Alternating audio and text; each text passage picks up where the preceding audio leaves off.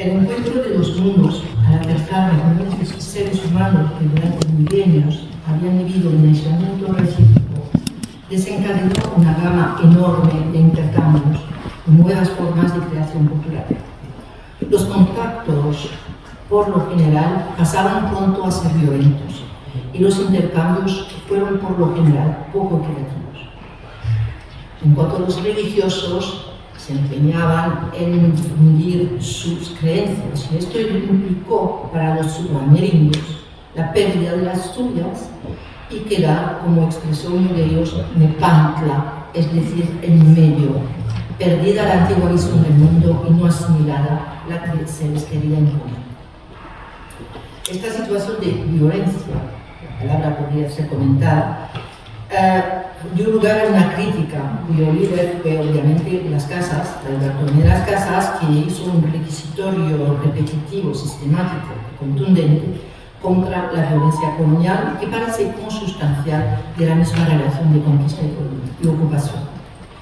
Pero también promovió otra lectura más a favor de la conquista, como la crónica de López de Gómara, por ejemplo, que al contrario recalca la aportación civilizacional, lo que llamaban la policía, y religiosa, porque habría así una historia salutis. La consecuencia fue una polarización de la historiografía que todavía hoy sigue vigente. Dos ejemplos. En 2019, se celebró a la vez, se tenía que celebrar a la vez la conquista de México por Cortés y la circunnavegación de Magallanes. Pero es sorprendente ver que sí hubo una cantidad impresionante de actos y coloquios y encuentros acerca de la circunnavegación de Magallanes. La de Cortés tuvo poco éxito, menos aún en México, lo cual se explica. Pero también en España. El segundo ejemplo, la edición reciente de un libro de Elvira Roca, Imperiofobia y Leyenda Negra, en el 2016, a la que replicó a los 3 años la de Luis Villacañas, Imperofilia y Populismo Nacional Católico. En el primer libro se trata de desmontar la leyenda negra, demostrando la dimensión propagandística de los enemigos ensañados contra España, y el segundo sugiere al contrario que es un rebrote, que el primer libro, el de Roca, es un rebrote de la historia neofranquista nacionalista. No voy a seguir más allá las huellas de esta polémica plurisecular.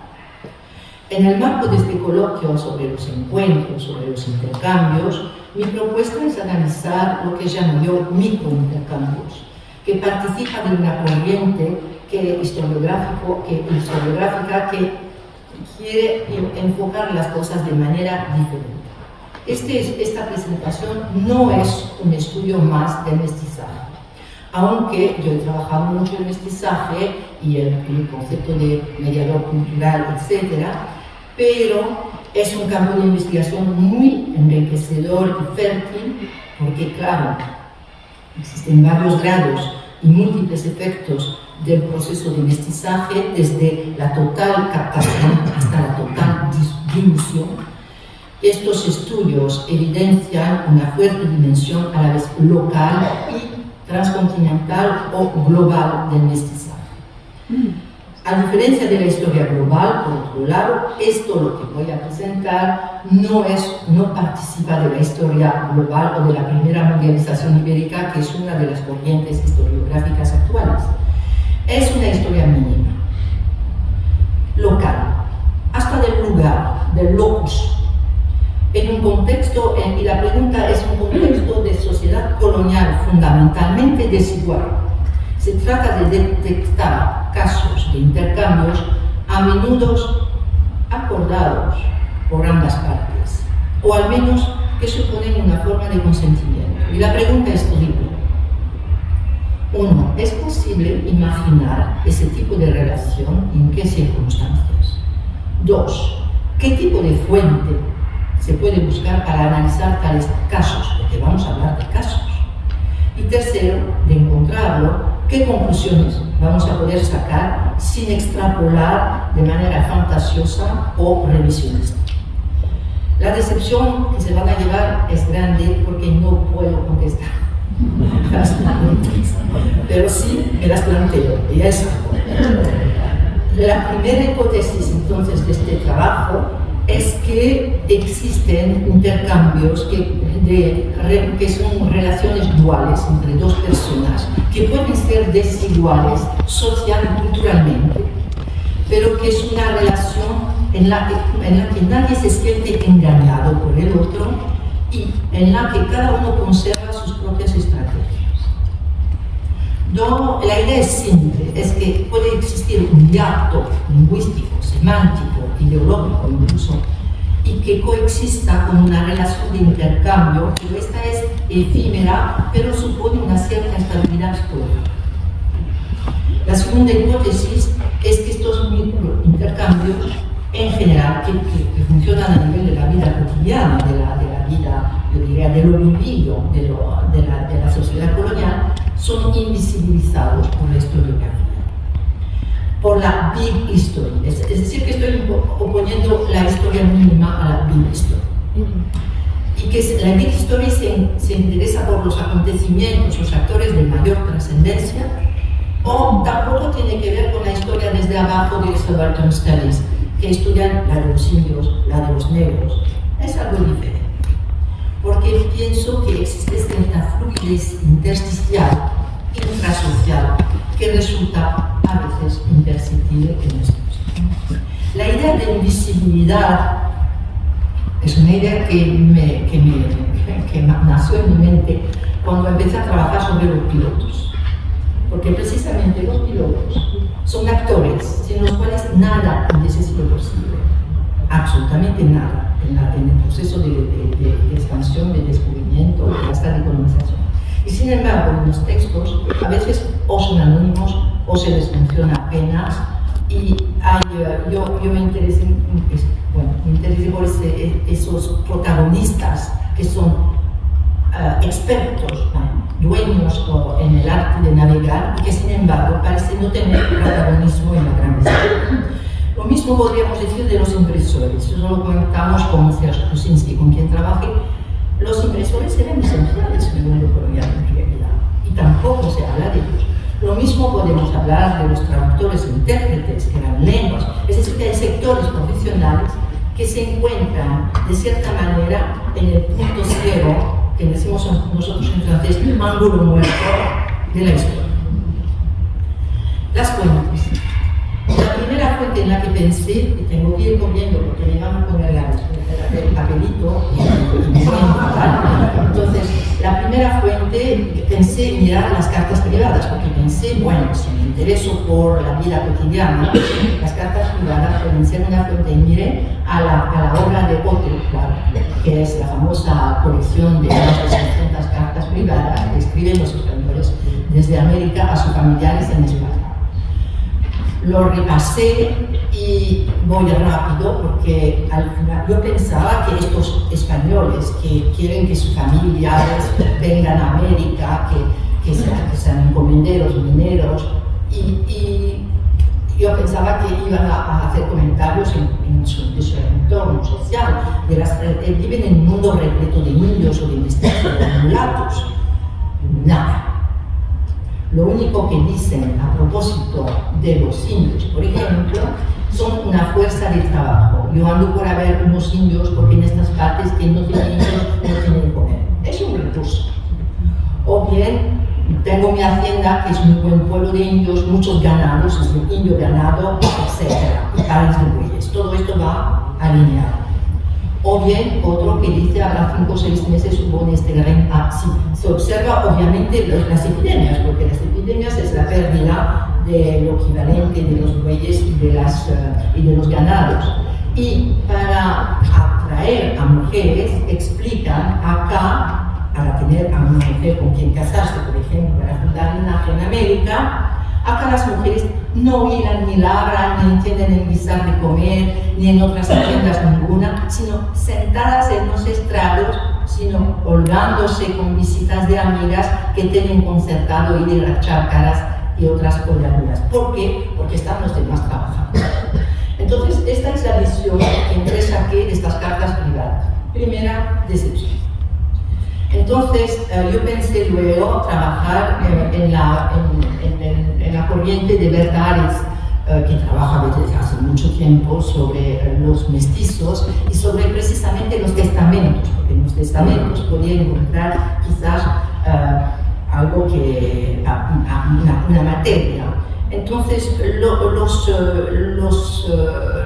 textos, los estudiosos del mestizaje también son interesantes porque demuestran, a partir de los archivos, la importancia de los intercambios, no solamente biológicos, sino también materiales que podían existir y de los que tienen una huella en los testamentos. Y en particular, el trabajo de Shem Kazmi, que es un trabajo súper interesante en el que explica que hay que abandonar la idea de una sociedad con categorías monolíticas, una visión rígida del mundo colonial, y de la exposición sistemáticamente subalterna de los grupos sociales, porque dice que cuando se estudian casos hace falta una contextualización muy fina y hay una enorme dificultad para construir. Es decir, que lo que estamos buscando de cierta manera es difícil de construir, veremos por qué. Entonces exigen todos estudios de fondo, fundamentado en casos concretos para deshacerse de un concepto muy superficial y contentarse con estereotipos. Los trabajos de Berta o los de Jean Rapoport, que es más reciente, que es una antropóloga, son fundamentales a mis ojos para renovar esta visión. Joan habla en particular de un concepto interesante que es el de insiders, es decir, gente que opera desde dentro, y el concepto también de reacciones ocasionales de Joan Israel. Entonces, la idea de Schrems es interesante, dice que se puede participar, gestar o intercambiar sin que por ello haya dilución de la identidad. Es decir, que esto es interesante porque el mestizaje a veces desemboca sobre una especie de dilución o de mezcla que hace una creación nueva, pero de una identidad nueva. Pero en realidad puede haber intercambios entre dos personas que no quieren su identidad. Y esto quizás nos deje de pensar. El otro tema que intenté, otro campo, otra pista, muy rápido, es la pista de los religiosos, porque los religiosos también convivían con los indígenas. El caso más interesante es el caso, obviamente, de Sahagún, Fray Bernardino de Sahagún, y el caso de la Samoya cristiana, que es un libro escrito en náhuatl, íntegramente en náhuatl, que son 54 oraciones escritas en náhuatl. Pero obviamente se plantea el problema de qué tipo de relación tenían a la hora de elaborar este trabajo. Y el otro ejemplo, que no sé, yo creo que me he equivocado de PDF porque me faltan imágenes, pero no importa. Sigo. Otra pista súper interesante es la del protomédico Hernández. El protomédico Hernández es un naturalista que fue mandado por la corona para hacer una investigación, una encuesta de terreno en cuanto a las plantas. Acumuló el material de 4.000 plantas distintas en una obra de una historia natural, bueno, 3 obras, pero una en particular que se llama La Historia Natural de Nueva España. Y el caso de Hernández es interesante porque Hernández no puede hacer nada solo, es como los expedicionarios sin piloto.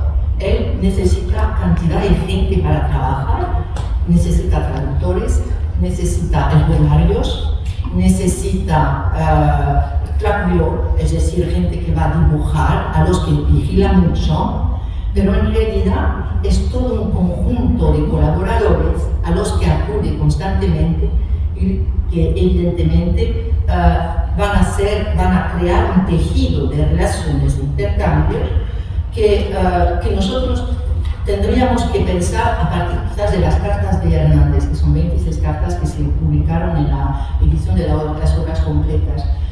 Es interesante porque Hernández se queja constantemente. se queja de su equipo. Dice que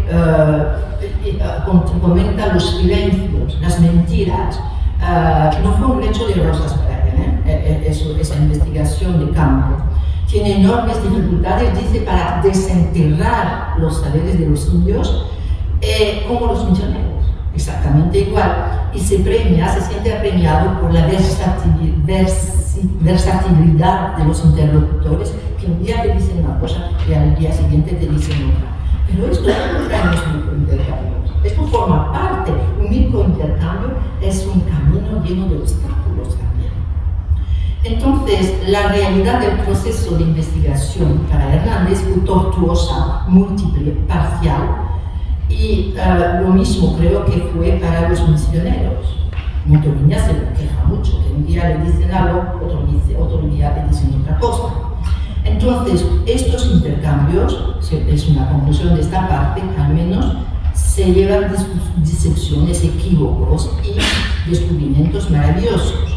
Pero siempre, en todos los casos, hay una invisibilización de esta parte del proceso en la historia. Entonces llego a mi querido Oviedo, porque en él me encontré con 3 casos en los que hace visible lo que hasta la hora no encontraba. Y llego entonces a la obra de Oviedo. Oviedo está en Nicaragua entre 1526 y 1529. Es decir, pocos años después de la conquista de Henrique González, el mundo nicaragüense ha sido castigado de manera absolutamente terrible por el choque de la conquista, la avidez, la codicia de los encomenderos, las luchas de facciones entre los conquistadores y la puesta en marcha de un tráfico de esclavos.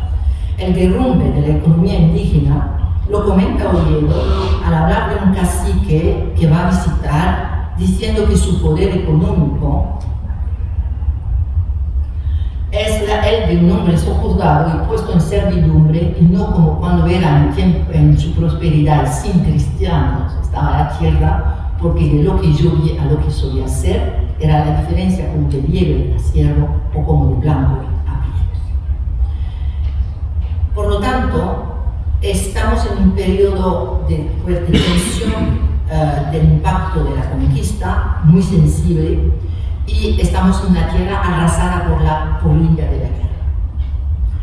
Oviedo es un hombre libre cuando está en Nicaragua. Es un hombre libre porque no tiene encomienda, no tiene comercio, ha dejado el comercio de perlas por él, y se encuentra, él que ha vivido sobre todo en el Darién, es decir, en Santo Domingo y en el Darién, en el Golfo de Urabá, en zonas de indios, de sociedades tropicales, de tipo tropical, se encuentra en Nicaragua con una sociedad de nicaraos en la parte que visita y que se asemeja mucho a la de los aztecas, es decir, que tienen una civilización muy diferente. En particular tienen libros, códices, y tienen rituales y estructuras sociales mucho más aparentadas a la de los aztecas, y eso es lo que descubre Oviedo. Y Oviedo es un hombre libre porque no tiene ningún cargo cuando está en Nicaragua. Se va a Nicaragua porque pensaba asentar gracias a un pariente que se llama Salcedo, que fue eliminado.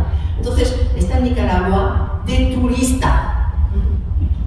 Va de un encomendero a otro, sube al volcán Masaya, va por un lado, va por otro, y en realidad va por pueblos, presencia unos mitotes, es decir, unas ceremonias de los indígenas de la zona, y son un puñado de españoles, ni siquiera va un grupo fuerte, es decir, que es una situación, yo no la había, hace años que trabajo sobre ello, decenios, pero nunca me había dado cuenta hasta qué punto en Nicaragua Oviedo tiene una disponibilidad de la mirada particular. Y eso explica quizás lo que nos dice. Es la naturaleza muy circunstancial de este texto, que es muy diferente al resto de la obra. Entonces, la primera anécdota o el primer ejemplo es la visita que hace Oviedo a un cacique en Tecuatega. Tecuatega es ¿no ven la cruz? Pues hay un pueblo al norte de Chinandega que es el Viejo. Pues el Viejo es Tecuatega. porque ahí vivía el cacique viejo, que era Agateite. Y estamos en 2 de enero y llega a este pueblo y Oviedo va a ofrecer una maravillosa descripción del pueblo con dibujos que yo me encontré hace 35 años en los archivos del Palacio Real, que es una copia en realidad, porque el documento ha desaparecido, y va a describir el pueblo y dibujarlo, porque es un dibujante Oviedo. Y es maravilloso. Paso sobre esto porque sería mucho tiempo para describirlo, la inteligencia, la exactitud etnográfica de esta descripción. Voy a lo esencial. El encuentro entre Oviedo y este viejo cacique no es nada fácil, porque el cacique no me quiere hablar. Nunca me quiso hablar ni responder. Quiso saber primero mi nombre y qué deudo tenía con el comendador. Es decir, que el cacique en realidad quiere saber a quién va a recibir. Y tiene que justificar su título, ¿verdad? Para que el cacique viejo consienta, aceptarlo o recibirlo. Y lo voy a describir a este hombre sin condena, sin nada, al contrario. El hombre es un anciano, está desnudo, envuelto en una tela blanca de algodón, completamente tatuado. Su persona estaba todo el cuerpo, brazos, piernas, pescas y garganta pintadas. Tiene el cabello largo, blanco, la barba rala. Y este hombre de 70 años se impone. Se impone por su estatura, por su dignidad. Nos dice, era alto de cuerpo y seco y grave de la cara. Una actitud silenciosa, altiva, que impresiona mucho a Oviedo. Van a tener una entrevista de 2 horas. Y termina Oviedo diciendo, quedamos amigos. Lo cual, en este contexto, te sorprende. Y va a volver sobre el tema de este viejo cacique un poco más tarde. Y es interesante esta entrevista porque no sabemos lo que se dijeron esos 2 hombres. Nunca lo sabemos. Pero sí algo ha pasado entre 2 personas que radicalmente opuestas, radicalmente diferentes. Y lo único que sabemos es que la disponibilidad de Oviedo es la captación del escenario y del hombre mismo, tal como lo describe, y de todos los rituales y los ceremoniales que lo rodean, el silencio de la plaza, la total e inmediata obediencia de sus súbditos. Todo esto impone un respeto. Esto dentro del natural levantismo. Bueno, termino aquí con el cacique, pero en realidad es el primer ejemplo. El segundo es más interesante todavía. Va a volver a Tecoatea. El cacique ha muerto un año más tarde. El viejo cacique ha muerto y su hijo es cacique. Es un joven mancebo. Y ese día, queriendo yo ver la hora, que era en uno de estos relojes de sol que traen de Francia o de Flandes, con un espejuelo en la caja de marfil que podía valer 3 o 4 reales de plata en España, me pidió este cacique porque dijo que le parecía bien. Y él me dio otro de margarita, del tamaño de un licuado de los nuestros, engastado en una piedra muy clara de jaspe o porfiro verde, al cual espejo en aquella lengua se llama chasquit. Un intercambio de objetos. Un intercambio que cada uno es interesado por el objeto del otro.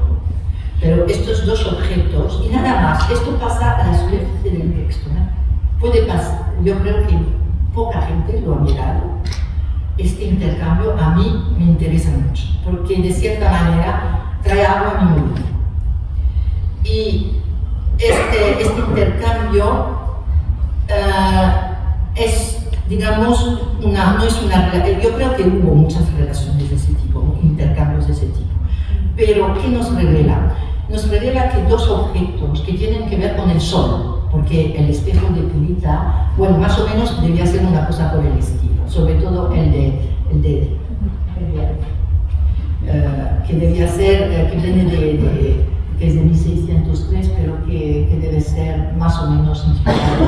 Pero tenía un reloj, un espejo también, debía haber un tipo de objeto de ese tipo. Y,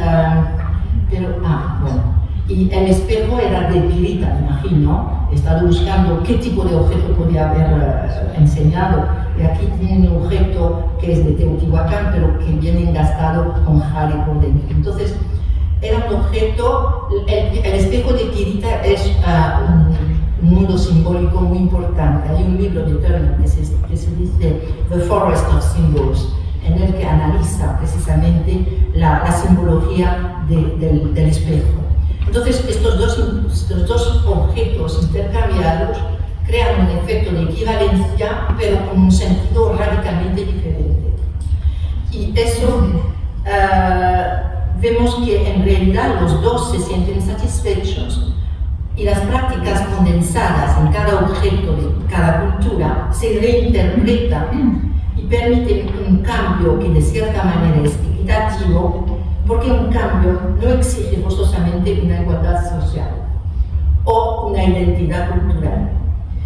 Una identidad, digamos, las diferencias aquí, el interés que cada uno tiene por el objeto es más fuerte que las oposiciones o las variaciones de identidad.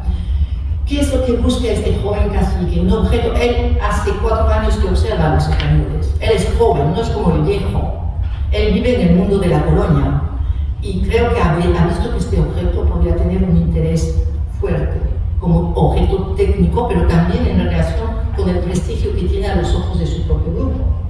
Y Oviedo, por su parte, ve que este objeto tiene precio, porque el jade, chachiste, significa de precio náhuatl. A los niños se llaman chachiste. Es decir, que hay aquí una cosa que me parece interesante. Y el tercero, lo siento, ¿puedo hacer el tercero? Bueno, el tercero es peor. Es francamente súper difícil. ¿Por qué? Les cuento. En realidad, un día Oviedo es una anécdota muy singular. Está en casa de un encomendero local en Guasama y la forma como lo relata es como un proceso inquisitor, un caso judicial. Cita a los testigos, pasó, y a un cacique llamado Galtonal, que es el grupo de los marillos, que acude al encomendero español para que le dé un perro, para protegerse de los brujos, de los tesosos. El encomendero no comprende el significado ni la urgencia de la petición y accede a darle un cachorro. Le dice, sí, yo te voy a dar un cachorro, pero en cuanto mi perra haya parido. Los dos hombres no se entienden. Oviedo dice, en fin, él no entendió al cacique ni al miedo que tenía, ni el cacique se supo explicar. El resultado es que en la noche, a pesar de las muchas precauciones del cacique, le arrebataron a su hijo de 6 meses mientras dormía, y al día siguiente el cacique y su gente, entre lágrimas, explican que los brujos se lo han llevado para comerse. Indios y españoles van a investigar, Oviedo investiga, y buscan y descubren huellas de animales como de perros grandes, dice Oviedo, con huellas de sangre. Y se hace testigo de la escena, los cuales cascos y huellas del niño yo vi. Y oí al cacique todo lo que es dicho con muchas lágrimas que vertían de sus ojos en mi presencia aquella mañana. Van a repetir esta historia en otro lugar, para decir la importancia que esto tiene, porque esto plantea un problema. ¿Qué son esos tesoros? ¿Son el diablo? ¿O son lo que piensan los indígenas, esos brujos que tienen la forma de perros, de lebres? Se da cuenta de la complejidad de la historia, ¿no? Entonces, en el texto escrito lo detallo de manera más fina, porque en realidad es una situación en la que el discurso del cacique, que va a acusar a un vecino de haberse transformado en perro para raptarle a su hijo mientras dormía, lo deja a Oviedo muy perplejo y da las dos explicaciones. no anula la de los indios. Ellos lo tienen por muy cierto y afirman haber visto muchas veces estas transformaciones. Entonces, el lenguaje es deficiente, pero la secuencia crea, todo parece distinguir la interpretación entre los dos grupos, la interpretación de la historia, pero lo que me interesa es que crea una especie de reencuentros con la búsqueda del niño. Y en realidad, en la narración parece que el dolor y la compasión, el estupor y la incomprensión han unido a los dos grupos más que la definición teológica, si podemos decirlo así, del hechizo. La pérdida del hijo debió de conmover mucho a Oviedo, que también ha perdido a su hijo. Y yo creo que, y además el tema del perro, dense cuenta que el perro es el arma más temible de los españoles contra los indios. Y además estamos en Nicaragua, Pedrarias es gobernador y Pedrarias es maestro en el arte de aperrear a los indios. Entonces, este cacique opera una especie de, parece ser que para proteger a su hijo, el cacique entra en el mundo cristiano y lo desvía para su propio beneficio, valiéndose del arma más aterradora que es el perro. Es decir, que la cosa es un poco complicada. Y lo cierto es que a nivel de lo vivido ha pasado algo que ha reunido a todas esas gentes. Entonces concluyo. Es difícil operar una generalidad, ni siquiera un fresco, pero hay que reconocer que la historia presenta sectores de invisibilidad significativos. Más allá de ejemplos, tengo más ejemplos, no solamente tengo un poco más. Pero bueno, cada uno puede medir la dificultad de una investigación de este tipo. Por eso yo iba con mucho cuidado. Para penetrar en lo cotidiano, en lo común de las relaciones sociales, los conceptos de insider, de intersticios, de relaciones ocasionales, de encuentros efímeros, que pueden aparecer en la maraña de los textos, ¿no? Pueden ser útiles. Es una ponencia muy modesta, que no pretende, que se integra en una crítica a la historia que ve la sociedad colonial como una pirámide de grupos étnicos, ordenados, homogéneos, de toda América.